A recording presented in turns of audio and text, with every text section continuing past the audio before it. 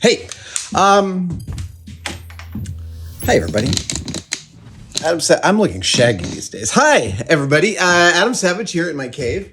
I am in the middle of a couple of projects. However, I have hit a kind of a problem, which is stock.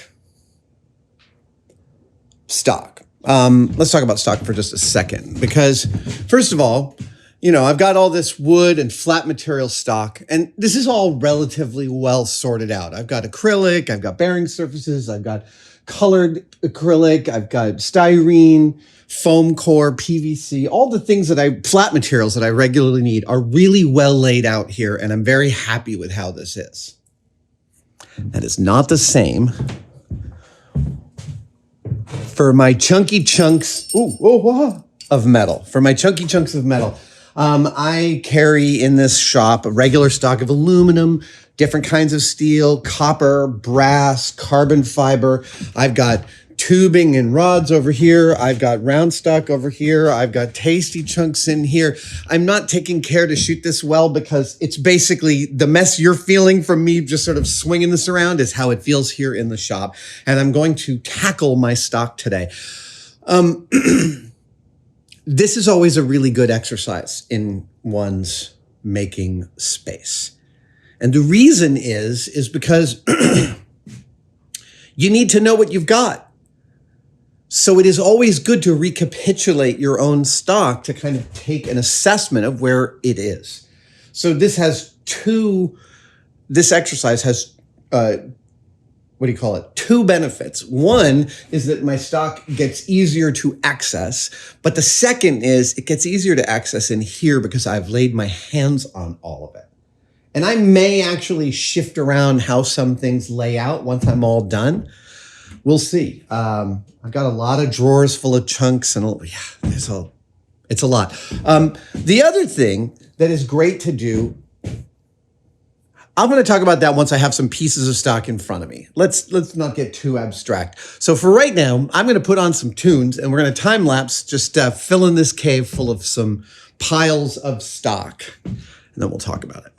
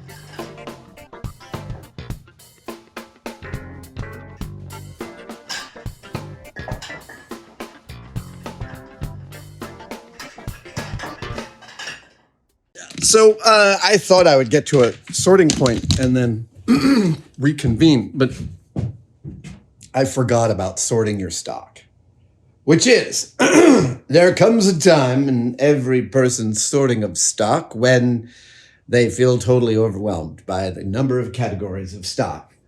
Because you've got big brass, small brass, chunky brass, round brass, long brass, short brass. And you have that for all the categories: brass, aluminum, copper, steel, stainless steel, cast iron, 6061 aluminum, 7075 aluminum, 4041 steel, blah, blah, blah. Where the heck does it all go? So that's just the state of being slightly overwhelmed that I'm in. I've got some chunky chunks in here, but I'm not sure if that sorting is correct.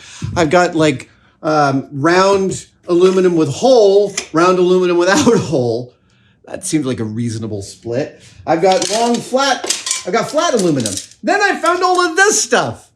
This is the problem with stock. I forgot I had this. I haven't seen it in months because it's all like got caught behind stuff, which is the whole reason for this exercise in the first place. Excuse me. Yeah, I cough without covering my mouth. I'm alone in this building. I'm going to take what luxuries I can find in this. Anyway.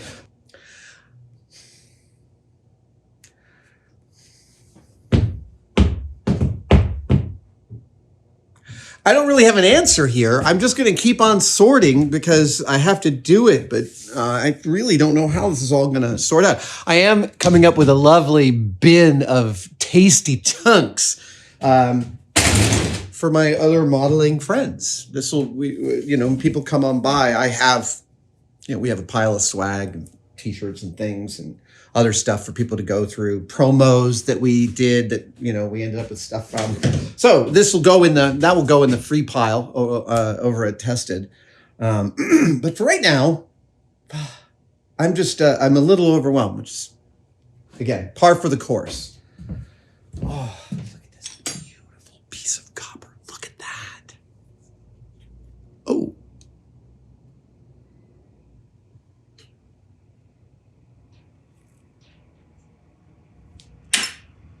Sorry, I just had an idea.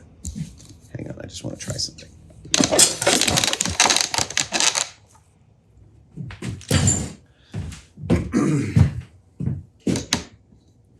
Large piece of copper with a hole in it.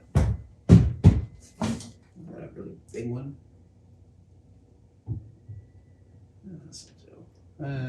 Oh, yeah, that one. There we go. All right. Got a fairly strong neodymium magnet here. I know it looks like crap. That's because it's been abused for years. But with this copper tube, I should be able to do something interesting here. Let's see. Oh, no, wait. It is falling slower than normal, but not as slow as I would like. Let's see if I have a more powerful magnet. I was hoping for a demonstration of that whole, drop a thing in a copper pipe and it falls really slowly. And it is falling slow, but not even really slow enough. That's enough out of you. Not even slow enough to really show you. Sorry. I'll try and come up with something better by the end of this video. But look at this giant chunk of copper. Oh, lovely. Where do you find pieces of copper like this? I found this on Craigslist. I found a machinist moving out of San Francisco who did a lot of sculptural work with machine tools, lathes and mills. And he put up on Craigslist that he was moving out of town. And if anyone would like to purchase some chunks from him. So I went over and made a pile of chunks and bought $600 worth of stuff from him. And included all sorts of great stuff like giant pieces of 3-inch diameter brass. Is that 3 inches? That's 275.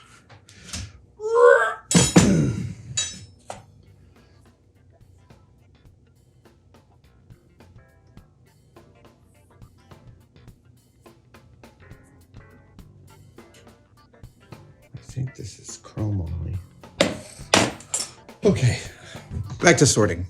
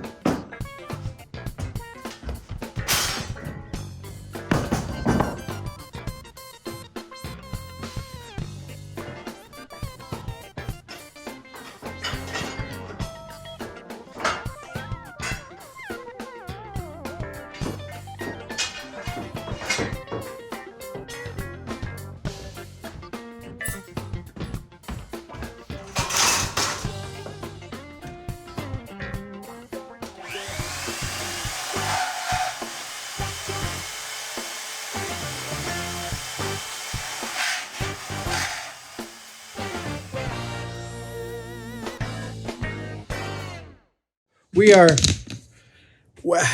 not done, but we're at a stopping point.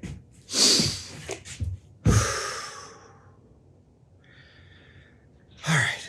Shall I lead you on a tour through the current stock of metals and chunky plastics? Over behind the table saw, in what is sort of deeper storage, because I don't think about it a lot, I've got here on the bottom all sorts of larger pieces of aluminum tube, square and round, of many different wall thicknesses.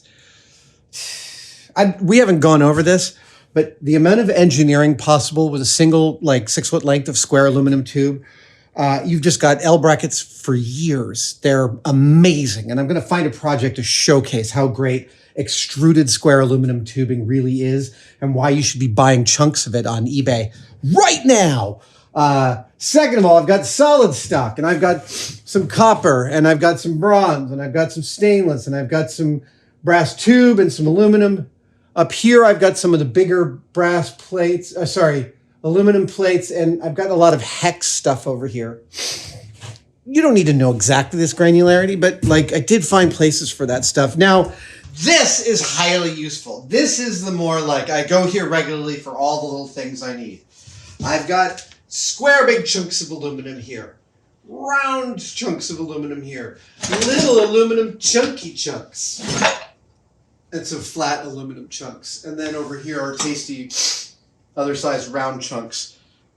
Yeah, I know there's some redundancy here and it's just totally necessary. Then I've got plastic chunks white, plastic chunks acrylic, and then down here some of the bigger pieces. And then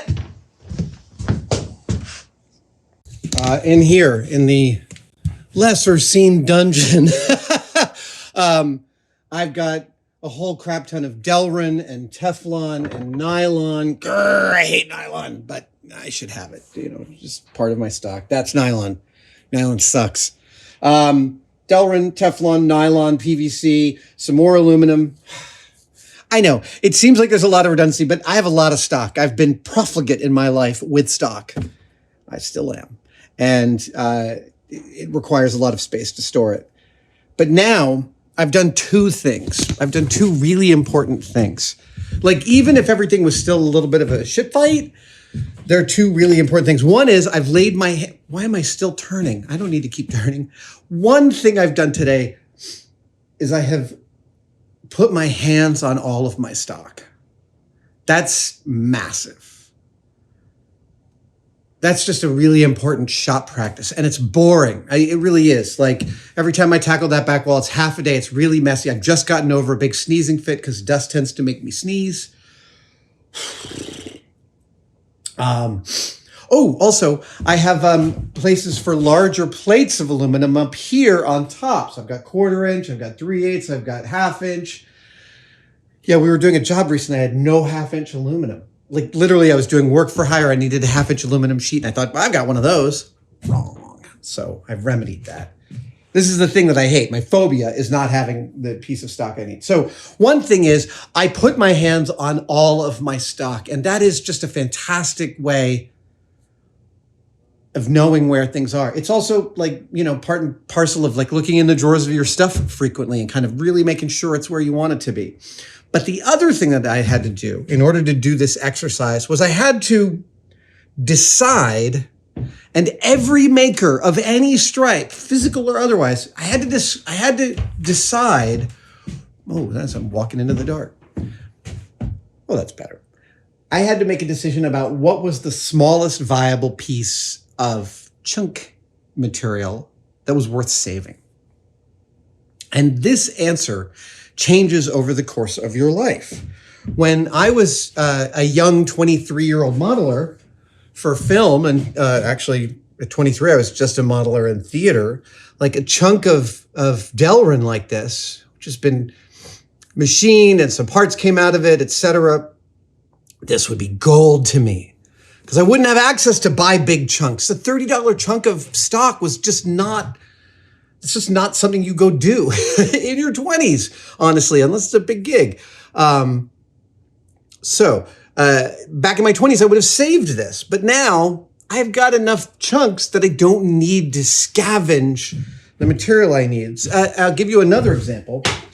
And this is one, like, this is a big piece of black delrin. And I used, how did I use this for? Oh, I used this for the chest piece for the spacesuit I built this summer.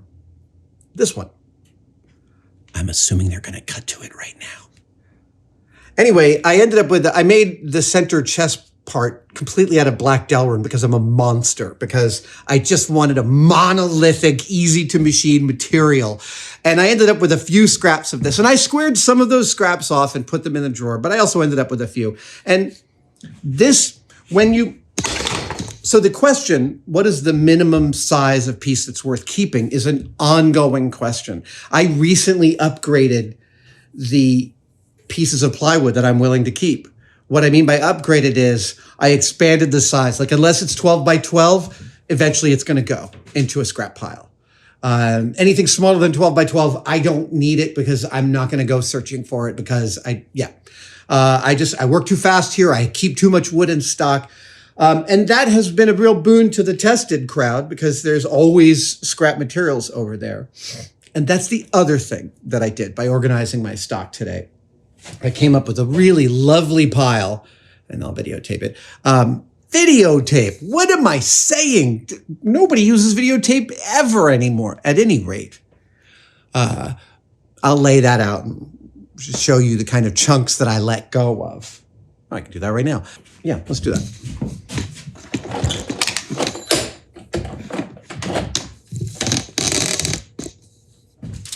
I ended up with a bunch of notebook. Way back in Mythbusters days, we were, M7 used to be in this industrial park. And at one point, they threw out like 500 of these aluminum hinged folders. And I grabbed them all. That was in 2005. I am still using them 16 years later. In fact, I can tell you 1, 2, 3, 4, 5, 6 hinges left. I use these hinges for all sorts of projects over the years. Yeah, if you got some surplus aluminum notebook stock, that is like a great, I got so much raw material out of sheets of this aluminum sheet from these notebooks. So many projects come out of that, but I am digressing. Let's take a look at some chunky chunks.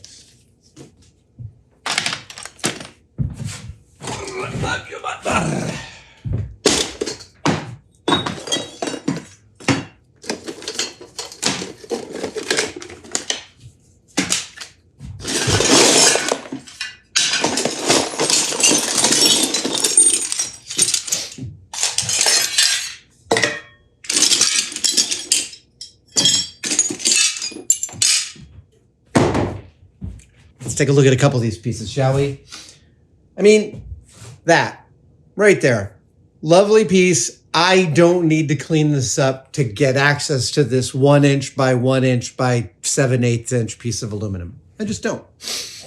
I got enough stuff. Little pieces like this. You know, sometimes I toss these into my aesthetics boxes, the boxes for just parts for aestheticizing stuff. This was a machining experiment gone wrong. I mean, by gone wrong, I mean, didn't turn out the way I wanted it to. Let's show you a close-up. Oh,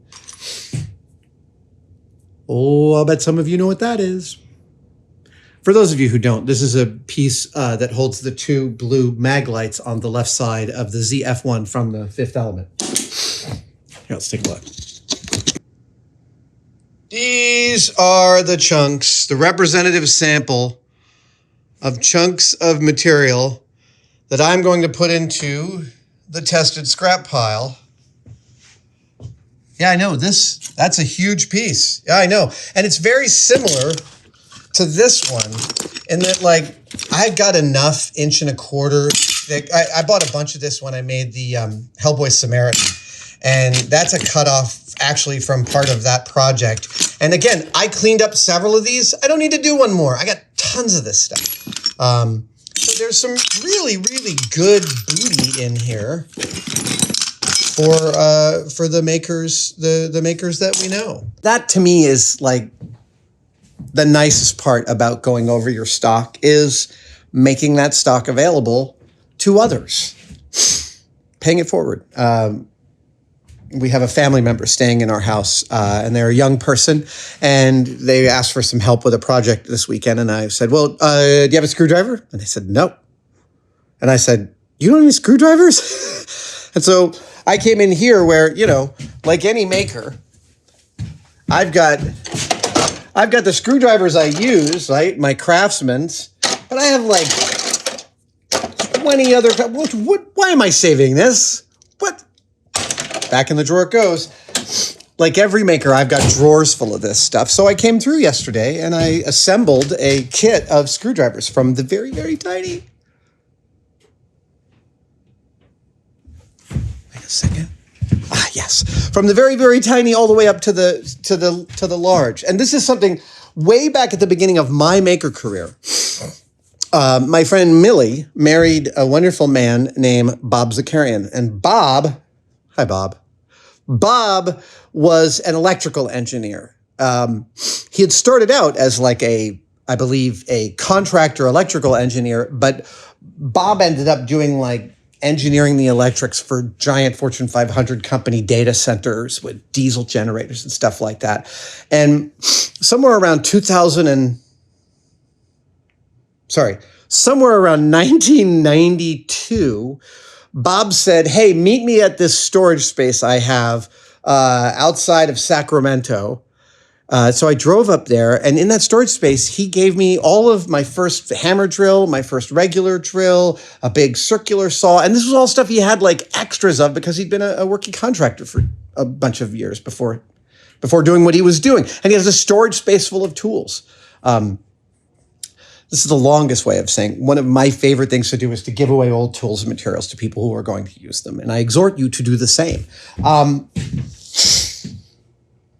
Yeah, obviously you saw close-ups of my thing, but that's what I'm going to shoot now. Thank you guys for joining me for this messy, dusty, sneezy organizational challenge. It was a little better having you along. Thanks. See you next time.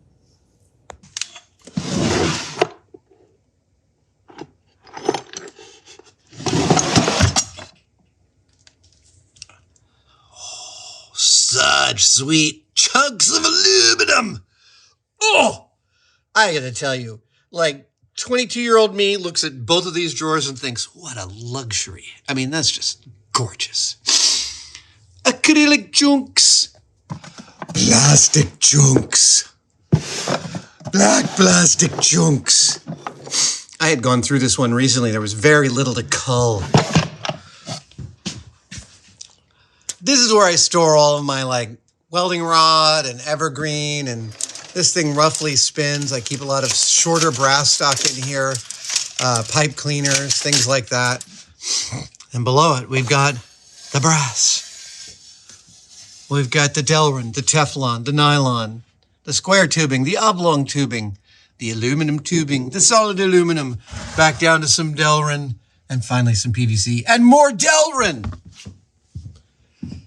All right, let's see here. And behind the table saw oh wow, that looks great. I think it's worth talking for a second about where one gets stock for one's shop, because this, what is that, 8 inches round? 7. This 7-inch round chunk of aluminum, pretty sure that's aluminum. This 7-inch round chunk of aluminum, not the kind of thing you're going to find at the local big box hardware store. I used to get my stock by going to industrial parks in the middle of the night and rooting through their dumpsters. I got pulled over by the police more than once for such a thing. I also would go to, like, there was a sheet metal place down in, so I would go through their dumpsters, but I'd also call up shops and I would ask for cutoffs. I used to live across the street. I used to live down in Hunters Point on Yosemite Street here in the city, and I was across from a rubber company called Darkoid Rubber, and they made sticky neoprene circles for all sorts of things. And man, we got so much rubber from them over the years. I still have some of the sticky circles, and this is from 1992. So if you are in an area where there are industrial shops, like North Hollywood and other places like that, it is really great to go around and ask for cutoffs. A lot of these places, what I put aside for other makers, a lot of places would just put this into a recycling pile and recycle it, which is totally great. But the single best thing that's ever happened to makers in terms of collecting stock is eBay. The problem being, if you want, let's see, here's an exotic piece. If you want something like this, which is, I think, 4-inch round with a 3/8 inch wall. Am I correct about that? Let's see how close I am. That's a 4-inch round and a 3/8 inch wall. Let's say that's what you're looking for. You call up your local metal supplier. They're going to be like, yeah, 20-foot length of that is $800 and something. And you're like, wow, could I have a foot of it? And they're like, we can cut a foot off. You're still going to have to buy the whole length. And it's not in their interest to keep little tiny chunks in case you want one. And sometimes you can build a relationship with the supplier and they'll do that for you. They'll hold stuff back. But for the most part, you have to buy the whole thing. And what eBay allows both the seller and the buyer to do is it allows small shops that end up with cutoffs like mine to have a place to sell them so they're not just wasted stuff or get recycling. And commensurately, it allows makers to actually buy that stuff. Trying to think. Flea markets are another great place for some kinds of stock, but maker spaces too are probably great. I cut my teeth in making before I ever used a maker space, but the ones that I've been in have often had stock bins and scrap part bins. Tested's no different. If you have other suggestions for where to get little chunks of yummy stock for making stuff, that is great knowledge to pass on. Say so in the comments. Thank you. I talked a little bit about buying stuff on eBay. And what I said holds true. eBay is one of the greatest things that's ever happened to piecemeal small makers because of access to materials. Just incredible. But what do you search for? You can search for delrin, or if you're looking for delrin, you can search for the size of the piece you're looking for. But one of the most fruitful search terms I use is the word lot, L-O-T. What I'm looking for, tell you what, here's how, I'm giving away my secrets, man. Here's how it works. I don't want the company that cuts off bits of delrin and sells them on eBay one at a time. They are doing a great service, but they're also going to get their top dollar out of those pieces of delrin. They're going to charge what the market will bear, which is totally great. And I buy lots of stuff from those folks. But what you really want is the person who wants the mess off their hands. You want them to have gathered a whole bunch of cutoffs and then sell it as a lot, like brass cutoffs lot, shoulder bolts lot, casters lot, old file handles lot. I swear to God, I find so much stuff this way. And the thing is instead of finding one cool one for like $5, you'll find like 20 that have several cool ones for like $20. Yeah. I replaced all of my modern plastic file handles with old wooden file handles because I found a box of them on eBay for a song lot. That is your key term. And if you are a company out there with end cuts, we should figure out a thing that you could say that we could all search for. Like that's going to work. In all of this sorting, I ended up with one weird category, but it's an important category. Circles. If I cut a piece of aluminum and I end up with this little cutoff at the end, I keep it. Even if it's really, really thin, it could end up being useful later. I keep even crunchy end cuts like this. I probably shouldn't. Actually, that one I should probably do, but I won't. Another axiom from me.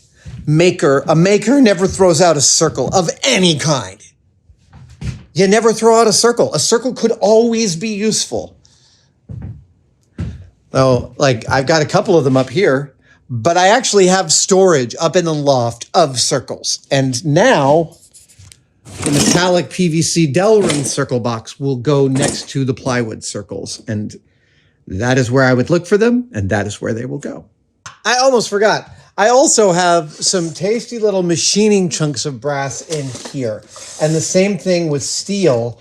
And in fact, here, it's not aluminum. It's, it's not cast iron as I've labeled it. It's now chunky chunks of machinable aluminum. Okay, I just shot the B-roll of the stock, and I want to point out this, my stock storage is not normal. I mean, I've got a lot of beautiful stock, and that gives me a lot of latitude. Like I said, I'm obsessive about collecting it. I'm on eBay all the time buying little useful chunks of different metals. But when I was sitting here going through the B-roll, I was like, it's almost like a pathology, like your desire to like never not have the piece that you need. It's like a real phobia almost. Yeah, it is. I hate running out of stuff. Look at this. When I got 2 belt sanders going, I think this is enough belts for the rest of my natural life. Anyway, my stock collection is fat and deep and full of some lovely and occasionally quite expensive pieces. And I'm very grateful to be able to have a shop where I can keep this amount of stuff here and kind of blue sky a solution out of thin air and have all the things that I need to do it. That is one of the best feelings in the world and one that I'm constantly chasing. Okay, I guess this might be the real ending. Thanks for joining me. See you next time. One of the things I love about this channel is that we don't make how-to videos so much as we make what happened videos. And what almost always happens are mistakes and screw-ups. In fact, they're completely integral to making and honestly to being a person. And to celebrate this, Tested has a new batch of demerit badges for the screw-ups you will encounter in the shop. From left to right, we have touching your paint job, assembling things backwards, losing a tiny screw or part, gluing your fingers together, and smashing your thumb. And frankly, if you haven't done both of these, even if you're not a maker, I just don't feel like you've experienced enough of the world. I'm not saying get out a hammer and smash your thumb, but I will tell you that the blacker your fingernail after the injury, the less it's going to hurt in the long run. I almost forgot, these make excellent additions to your shop apron, and they are available at tested-store.com.